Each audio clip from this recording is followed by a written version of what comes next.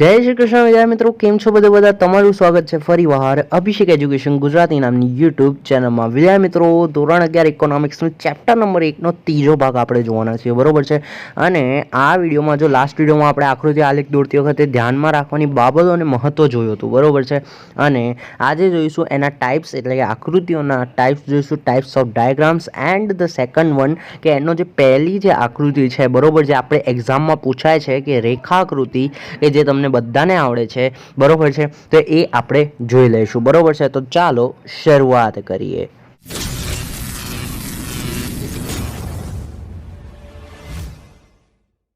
તો જો અહીંયા આપણે આકૃતિઓના પ્રકાર છે, બરાબર. સામાન્ય રીતે જે છે આકૃતિઓના તો અનેક પ્રકારો છે. જેમ કે મતલબ શું, તમને અહીંયા આ બધા જના ખાલી નામ યાદ રાખવાના છે. આપણે એક્ઝામમાં કઈ આકૃતિ દોરવાની પૂછાય છે એ હું તમને આગળ કહીશ, પરંતુ આ 1, 2, 3, 4, 5, 6 આ 6 નામ તમને 2 માર્ક્સમાં પૂછાય. ખાલી તમને એવું જણાવે કે આકૃતિઓના પ્રકારો જણાવો, તો તમને જે છે આ નામ જણાવે. જેમાં ચિત્રાકૃતિ જે તમે આપણે 11માં સ્ટેટમાં દોરતા હતા, પરંતુ આ વખતે દોરવાની આવશે નહીં. આપણે સપોઝ ઘઉં હોય તો આને આમ સપોઝ ઘઉં તરીકે આમ દર્શાવતા હતા, બરોબર છે. પછી એપલ હોય તો આખું આમ એપલની તરીકે દર્શાવતા હતા. એ જે ચિત્રાકૃતિ, પછી માણસ હોય તો આમ માણસની તરીકે દર્શાવતા હતા. તો એ જે ચિત્રાકૃતિ છે, ઓકે. તો ચિત્રાકૃતિ એ આકૃતિનો પહેલો પ્રકાર. છૂટાછવાયા બિંદુ અથવા વિકીર્ણ દર્શાવતી આકૃતિ, આ પણ આપણને એક્ઝામમાં નહીં પૂછાય, દોરવાની, પરંતુ નામ તો આપણે હવે છૂટાછવાયા બિંદુ આપણે સ્ટેટમાં ભણવાના છીએ 12થમાં જ, બરોબર છે. 12થના સેકન્ડ પાર્ટમાં, એટલે કે સેકન્ડ ભાગમાં છે આ છૂટાછવાયાવાળી આકૃતિ, કે જેમાં આવી આકૃતિ આવે, બરોબર છે. તો યસ, આ તો આપણે ભણવાના છીએ, પરંતુ ઇકોમાં આવી દોરવાની આવશે નહીં, સ્ટેટમાં આવશે. તો એ છૂટાછવાયા બિંદુઓવાળી આકૃતિ. સમય આધારિત અથવા અન્ય પરિબળ આધારિત રેખાકૃતિ, જે આપણે આ વિડીયોમાં જોઈશું, આ પ્રકારની હોય, તમે જાણતા જ હશો, ઓકે. જો આ પ્રકારની આ રેખાકૃતિ કહેવાય સમય આધારિત. જેમ કે જો આ સમય આધારિત છે ને, નીચે સમય આપેલું છે અને એના આધારે વસ્તીની જે માહિતી આપણને આપેલી છે. નેક્સ્ટ જો હું વાત કરું, ચોથું જે છે વર્તુળ આકૃતિ, જે આપણે નાની માહિતી માટે નાનું વર્તુળ, મોટી માહિતી માટે મોટું વર્તુળ, બરોબર. પછી સ્તંભ આકૃતિ, આ પણ નહીં પૂછાય. વર્તુળ આકૃતિ આપણા ઇકોમાં. સ્તંભ આકૃતિ, સ્તંભ આકૃતિ તમે જાણો છો, પણ આ સ્તંભ આકૃતિમાં આપણે 3 ભાગ જોઈશું, બરોબર છે. પહેલો ભાગ હશે સાદી સ્તંભાકૃતિ, બીજો ભાગ હશે પાસની સ્તંભાકૃતિ, અને ત્રીજો ભાગ હશે વિભાજિત સ્તંભાકૃતિ.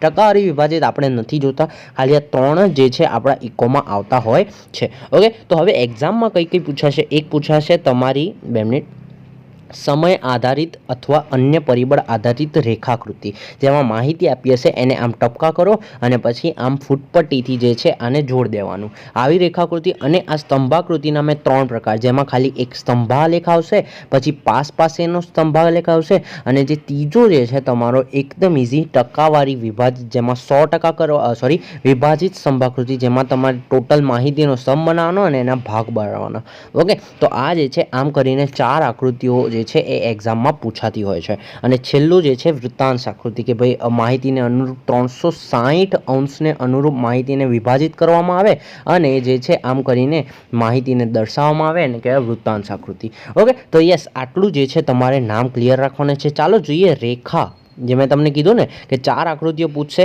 એક તો આ સમય આધારિત રેખાકૃતિ, તો ચાલો જોઈ લઈએ પહેલું શું છે એમાં. તો જો સામાન્ય રીતે રેખાકૃતિ જે છે 2 ચલ વચ્ચેના સંબંધની રેખા અને તેનો ઢાળ દર્શાવે છે. દાખલા તરીકે માંગ રેખા. માંગ રેખા 2 ચલ વચ્ચે, એક કયું કિંમત, નીચે કયું માંગ, આ 2 ચલ વચ્ચે જે છે તમારી આમ જે છે એ શું દર્શાવે છે? 2 ચલ વચ્ચેનો સંબંધ દર્શાવે છે. આપણે જોયું તો માંગ રેખામાં શું આવે કે આમ આપણે જોડીએ તો ઢાળ આપણો કેવો આવે? નીચે આવે. તો આ વચ્ચેનો શું થયો? સંબંધ છે કે ઋણ ઢાળ સંબંધ દર્શાવે છે, અને રેખા અને એનો ઢાળ, સંબંધ રેખા અને એનો ઢાળ દર્શાવે છે. તો આ રેખા અને એનો આ ઢાળ છે આપણને દેખાય છે ઋણ છે. સેમ ટુ સેમ પુરવઠા રેખા. આ પ્રકારની આકૃતિમાં સ્વતંત્ર ચલ x ધરી પર હોય અને પરતંત્ર ચલ y ધરી પર. સ્વતંત્ર ચલ આપણને ખબર છે શું હોય, બરોબર. પછી સમયના સંદર્ભમાં કોઈ એક ચલના સ્વયં સ્પષ્ટ વલણો દર્શાવતી આકૃતિ અર્થશાસ્ત્રમાં વારંવાર વપરાય. સમયના સંદર્ભમાં જે આપણે કિંમત અને પુરવઠા, સોરી, માંગ જે છે, માંગનો નિયમ, માંગ રેખા છે, એ સમયના સંદર્ભમાં નથી હોતી, એ કિંમત માંગના સંદર્ભમાં હોય છે. એટલે કે અહીંયા 2 ચલો હોય છે,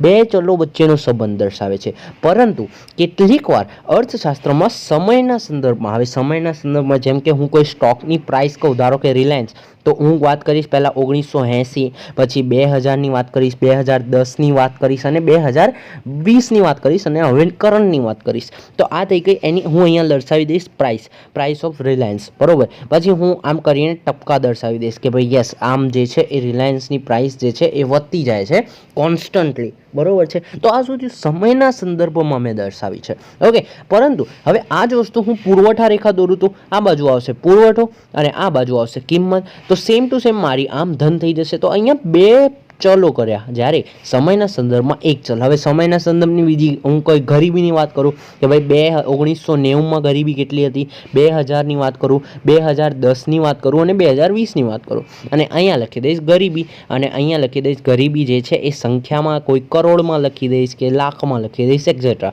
પછી હું આમ કરીને જે છે એનો ઢાળ બનાવી દઈશ. ઓકે, તો આ શું થઈ ગયું, સમય આધારિત રેખા, કે જેના ઉપરથી આપણે એનાલિસિસ કરી શકીએ, વિશ્લેષણ કરી શકીએ કે ભાઈ આપણું જે છે કોઈ પણ પર્ટિક્યુલર જે ચલ છે, કોઈ પણ પર્ટિક્યુલર ચલ માટે આપણે એનાલિસિસ કરી શકીએ કે ભાઈ એ ચલનું શું થાય. જેમ કે મેં તમને કીધું સ્ટોક પ્રાઇસ, તો દેખાય છે કે ભાઈ ડે બાય ડે વધતી જાય છે.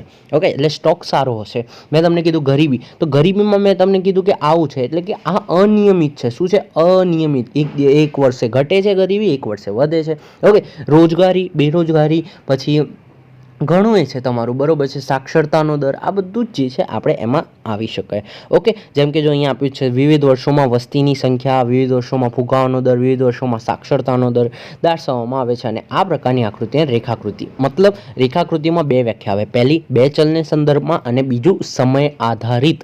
ઓકે, ચલો હવે જો અહીંયા એક તમને આપેલું છે, હવે જો રેખાકૃતિ તમને એક્ઝામમાં પૂછાય, તમને એક આવું કોષ્ટક આપી દે અને તમને એવું જણાવે કે સમય આધારિત રેખાકૃતિ જણાવો, તો સમયગાળો પહેલાં તો નીચે લખી દેવાનો, બરાબર. હવે આ આલેખ મને તમને શીખવાડવાની કોઈ જરૂર લાગતી નથી, બરાબર. એક્સ વાય, બરાબર, એક્સ વાય પહેલાં દોરી દેવાનું, એક્સ અહીંયા, વાય અહીંયા, નીચે સમય તમારે દર્શાવી દેવાનો. એટલું ખાસ બાબતનું ધ્યાન રાખવાનું કે ભાઈ આ જે છે એ સેમ જે છે એ બંને વચ્ચેનું ડિસ્ટન્સ સેમ હોવું જોઈએ, સેમ ટુ સેમ. અહીંયા જો હું વાત કરું અકોર્ડિંગલી, માહિતીને અકોર્ડિંગલી તમારે શું લેવાનું છે, પ્રમાણમાપ લેવાનું છે. જેમ કે અહીંયા 5, 10, 15, 20, જો અહીંયા સૌથી વધારે જે છે એ મને સ્પષ્ટ દેખાય છે કે 24.80 છે. ઓકે, અને સૌથી ઓછું પણ સ્પષ્ટ દેખાય છે 17 છે. ઓકે, તો એના હિસાબે મેં પ્રમાણમાપ લઈ લીધું. ઓકે, તો અને એના હિસાબે જે છે મેં જોયું કે ભાઈ 1951-61માં જે છે 21.64 છે, તો મેં અહીંયા ટપકો કરી દીધું અને ઉપર લખી દીધું 21.64. ઓકે, તો આમ કરીને બધા ટપકા કરી દીધા અને મેં એને જોડી દીધા, એટલે મારી થઈ ગઈ સમય આધારિત રેખાકૃતિ. અને અહીંયા હું લખી દઈશ પ્રમાણમાપ, કે જે પ્રમાણમાપ એક્સ અક્ષ ઉપર સમયગાળો અને વાય અક્ષ ઉપર વસ્તીનો દર જે છે, વસ્તી વૃદ્ધિ દર 1 સેમી બરાબર 5%. શું 1 સેમી બરાબર 5%. તો એમ કરીને હું પ્રમાણમાપ પર ઉપર લખી દઈશ.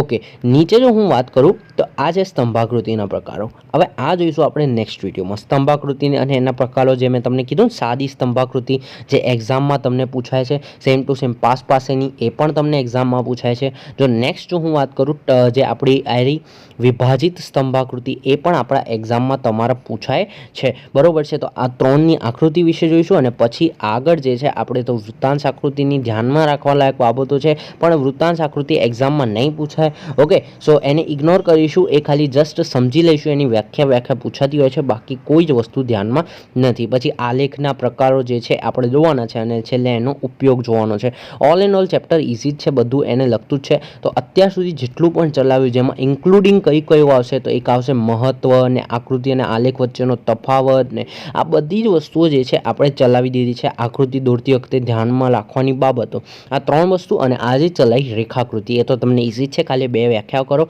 કે 2 ચલ વચ્ચેનો સંબંધ, અને અથવા બીજી વ્યાખ્યા હશે કે ભાઈ સમય આધારિત હોય છે, સમયના સંદર્ભમાં કોઈ એક ચલનું એનાલિસિસ, વિશ્લેષણ કરવા માટે આકૃતિ દોરવામાં આવે, અને આકૃતિના પ્રકારો 2 માર્ક્સમાં કરી દેવાના. ઓકે, તો મળી નેક્સ્ટ વિડીયોમાં. વિડીયો પસંદ આવે તો like, share, subscribe the channel. મળી નેક્સ્ટ વિડીયોમાં. ત્યાં સુધી જય શ્રી કૃષ્ણ.